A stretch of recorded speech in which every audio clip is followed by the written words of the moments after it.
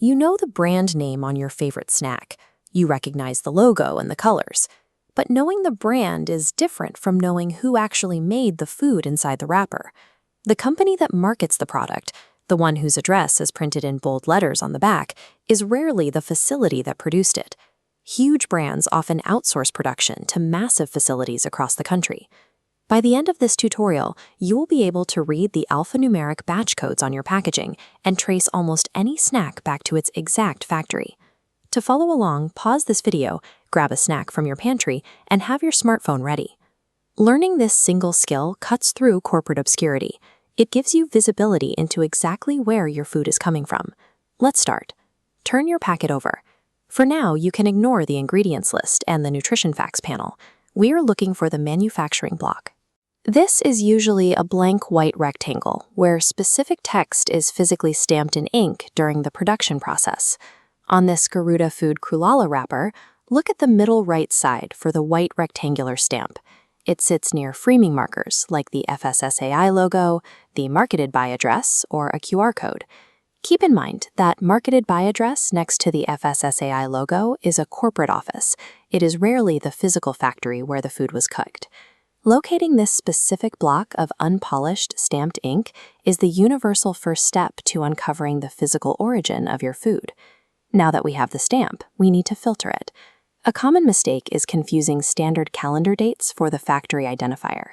First, locate the manufacturing date, or MFD. On our pack, that's the 24th of December, 25. Mentally cross that out. Next, find the expiry, or use-by date. Here, it's the 23rd of September, 25. Cross that out too. You also need to ignore any numbers related to weight metrics or pricing. The 5 rupee MRP and the 9.3 gram net quantity printed nearby are unrelated to finding the factory origin.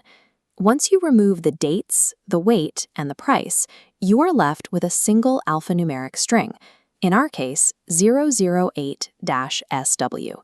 This leftover string of characters is the specific identifier we're after, the batch code. By systematically filtering out the noise of recognizable dates and prices, the hidden factory code naturally reveals itself.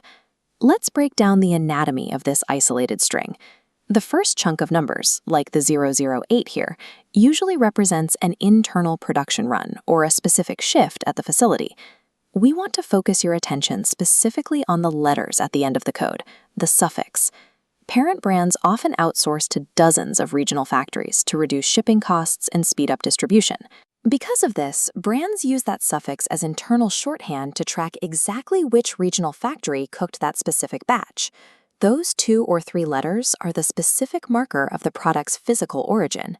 Now we can translate that suffix using the resources the brand provides on the packaging. Look back at the area directly above the stamp, specifically the QR code.